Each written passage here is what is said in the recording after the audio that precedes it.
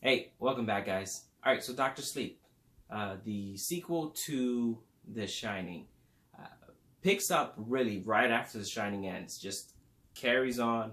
You see Danny for a little bit, and then it fast forwards 40 years, and you still see Danny, but now he's an alcoholic trying to, drown his sorrows and his memories of the tormented past that happened in The Shining. Um, this movie really takes a slightly different interpretation of, you have this gift or you have this skill and you gotta hide it. You don't let it shine. It kind of has a different spin because you're following Danny, and yeah, Danny does not want to shine. He does not want to use his powers. He wants to forget about his past. And then you got this young girl who is good at it, and of course she doesn't want to hide her powers. Well, that entails, that leads to the problem, which is these cultists are trying to feed off of people. I like that this movie kind of doesn't leave it like a blank state, like, oh, these are the monsters in the closet and they're just coming after you because they're bad and evil. In The Shining, they were just evil, right? They're evil spirits, haunted souls, if you will. In this movie, they're humanized. They're not some evil spirits. They are other individuals who are, this is their lifestyle. This is what needs to be done. And so, you see it from their point of view as well. And I like when a story has a full perspective of the situation. You're not just seeing it from one side.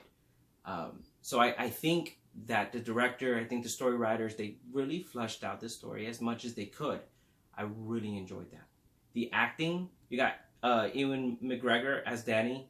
He's an alcoholic. He's really tormented, and I believe him. I believe every step that he takes in this movie. I believe it because he took it with conviction.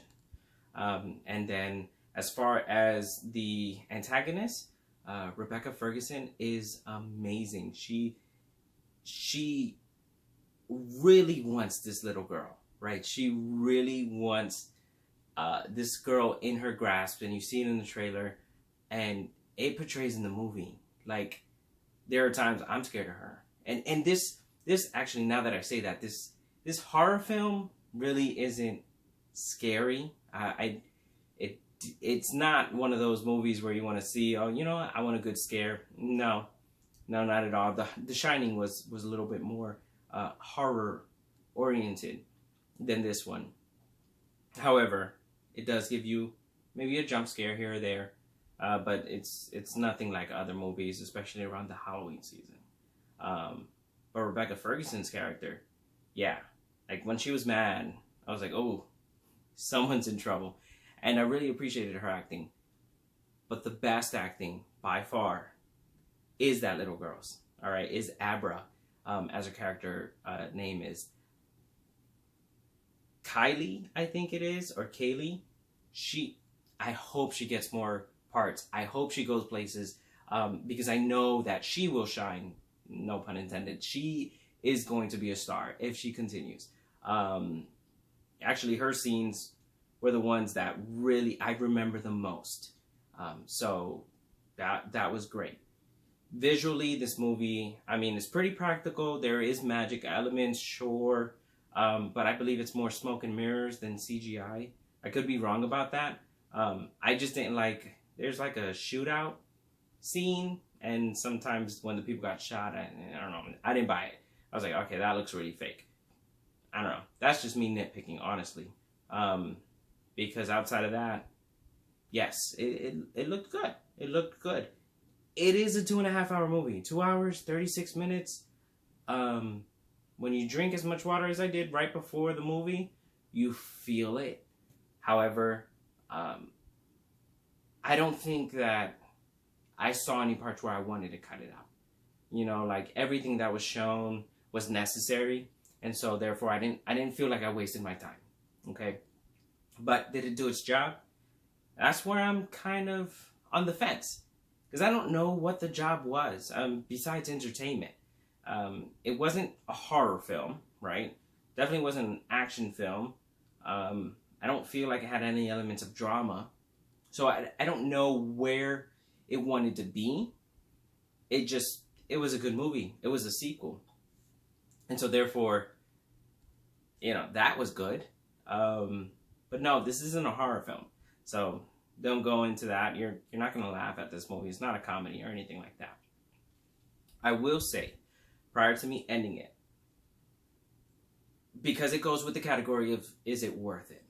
Okay. If you've seen The Shining more than a year ago, do not rewatch The Shining. Just watch this movie. Okay? If you've never seen The Shining, can you enjoy this movie? Absolutely. But you would appreciate it a little bit more if you do watch The Shining first. But it's not necessary. And here's why. Most people who've never seen The Shining will see a scene from The Shining and know what scene that is. They may not be able to say, oh, that's from The Shining. Oh, that's Jack Nicholson. Oh, this, oh, that. But it's recognizable, right? I've seen the bathroom scene from The Shining in memes. And you might not know what I'm talking about, but once you see that meme, you're like, oh, okay, yes. And so this movie does a good job at just reminding you of those infamous scenes. And they sprinkle it in the movie. So you don't actually need to see The Shining.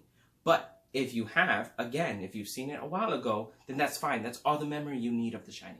Okay? Is it worth it? I think so.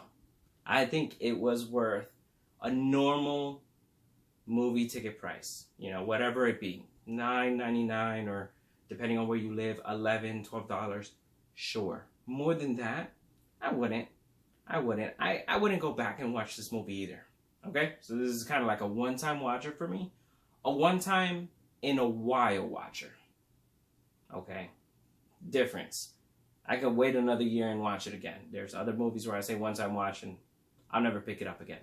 Okay, so it is once in a while. It is something that I think, like The Shining, might, be more appreciated and kind of develop into something more over time.